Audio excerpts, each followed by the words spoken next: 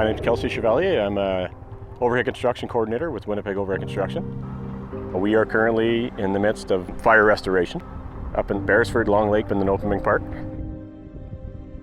We've had a couple of really dry seasons. We're in May right now and we're in a major fire season already. So you can see behind me there's fire going and behind the guys that are doing work there's another fire in the background, and that's threatening some of our other assets. We do a lot of restoration work. That's not our whole portfolio, it's a big piece of it. And of course when it happens, people need their power on and they need it quick. When we got out here, the customer service group in Lac du Bonnet already made things safe, and then we just did a large assessment. You don't really know what you're getting yourself into, so you got to assess the whole area and kind of pick it apart piece at a time. Lots of communication and a really good plan, right? The main goal is to keep everybody safe, and yeah, nothing about that can be fast. A restoration like this can take 2 to 3 weeks, no problem, if not a little longer. And it's what we're trained to do, right?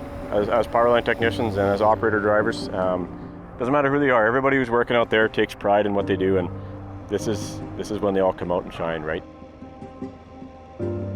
You know, it's impressive when you come out here and you see how well this team works together to make things happen. And you can imagine this operation, it's the people on the ground doing the work, and then it's all the people behind the scenes, like the materials management team, the coordinators.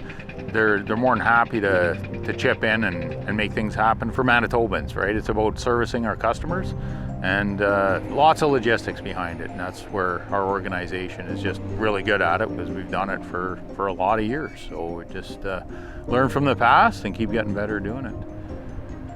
There's a big sense of accomplishment at the end of the day. You've got energy flowing to people again, and you're making people in Manitoba happy. That's what they love doing.